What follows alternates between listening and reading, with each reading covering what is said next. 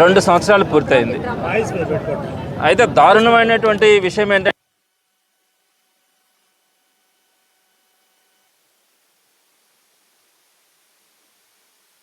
143 హామీలు, మొత్తం హామీలు కూడా ఇవ్వడం జరిగింది. ఈ 143 హామీల సంగతి దేవుడికి ఎరుగు.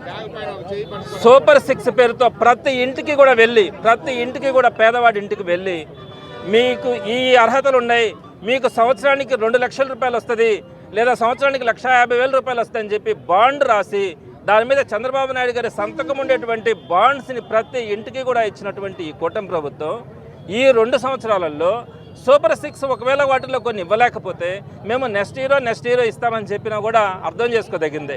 అలా చెప్పకుండా సూపర్ 6 నేను ఇచ్చేశాను, ఇంకా నాకు సంబంధం లే అని చెప్పి మాట్లాడినటువంటి తీరు మనం చూసినాం.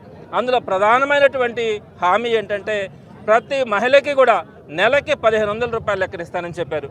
అంతకుముందు మహిళలకి చేయూత ద్వారా కానీ, ఆసరా ద్వారా కానీ ప్రతి మహిళ కూడా వారి కాళ్ళ మీద వారు నిలబడి వారి స్వయం ప్రకాశంగా వారు ఎదుగుతున్నటువంటి పరిస్థితుల్లో మన గతంలో చూసినప్పుడు 18 సంవత్సరాలు నిన్నటువంటి ప్రతి మహిళకి కూడా నెలకి 1,500, సంవత్సరానికి 18,000 రూపాయలు ఇస్తానని చెప్పి ఈ రోజుకి ఒక్క మహిళకి ఒక్క రూపాయి కూడా ఇవ్వాలన్నటువంటి పరిస్థితిలో చూస్తూ ఉన్నాం.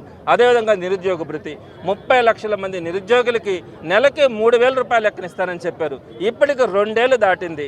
ఈ 2 ఏళ్లలో కనీసం ఒక్క నిరుద్యోగికైనా ఒక్క రూపాయి కూడా ఇవ్వలే. మరి ఈ 2 ప్రధానమైనటువంటి హామీలు నెరవేర్చకుండానే నేను సూపర్ 6 పూర్తి చేశానని చెప్తారు. మిగతా హామీలు కనుక తీసుకుంటే రైతులకు సంబంధించి సంవత్సరానికి 20,000 రూపాయలు ఇస్తానని చెప్పారు.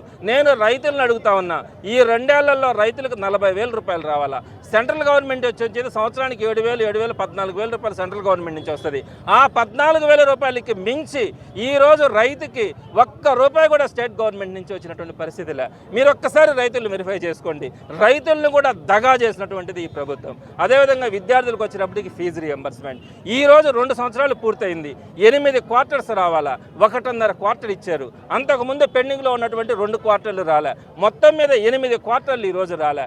ఉద్యోగులకు సంబంధించి అయితే రాగానే బ్రహ్మాండమైనటువంటి పిఆర్సీ నేను మీకు ఇస్తానని చెప్పారు. కనీసం పిఆర్సీ కాదు కదా, పిఆర్సీ కమిషన్ కూడా వేయలే.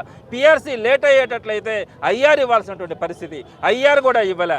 2 సంవత్సరాలు పూర్తయింది. ఈ రోజు దాకా కూడా స్వాతంత్రం వచ్చినప్పటి నుంచి ఇప్పటిదాకా కూడా ఇంత లాంగ్ స్టాండింగ్లో